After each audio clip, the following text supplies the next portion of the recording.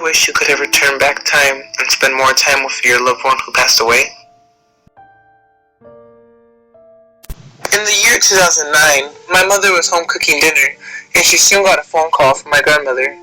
My mother was told that my grandfather went out to buy some groceries, and when he was driving back home, a drunk driver crashed into him and my grandfather lost control of the car.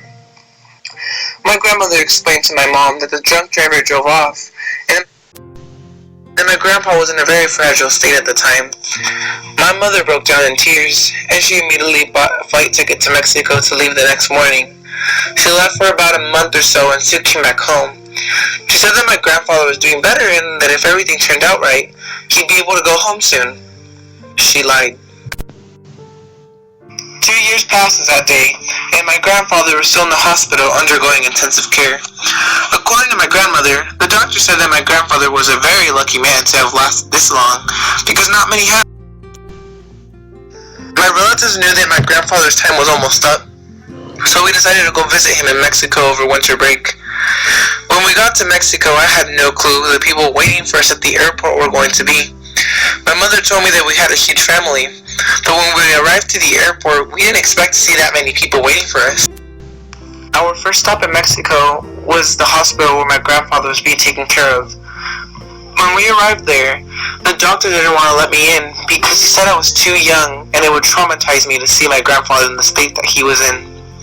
But after a few minutes of waiting, he finally decided to let me go see my grandfather.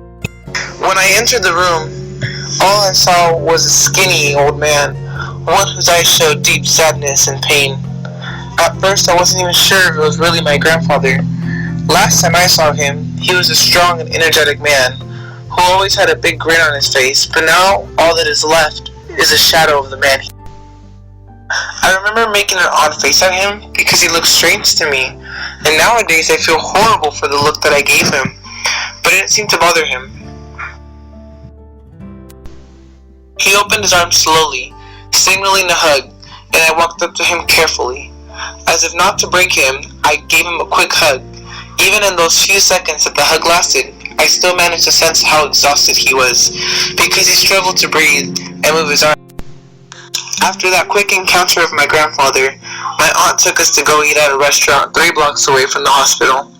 When our meals arrived to the table, my aunt received a call from my grandmother, who was screaming into the phone to come back to the hospital because my grandfather was dying. We quickly threw money on the table and sprinted back to the hospital. But it was too late.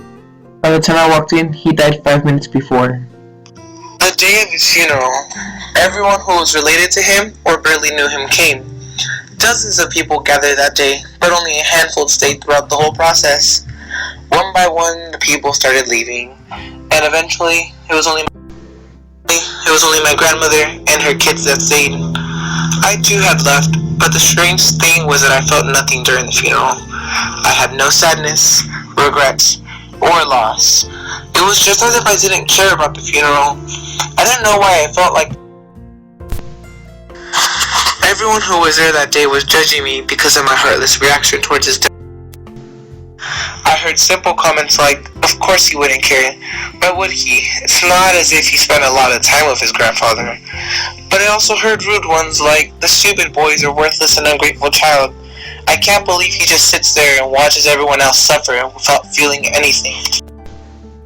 I now realize why I couldn't feel anything. It was because at the time I still held hope.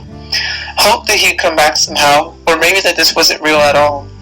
But now that I've had time to think about that day, I feel really depressed because now I know that he's gone for good and that he's never coming back.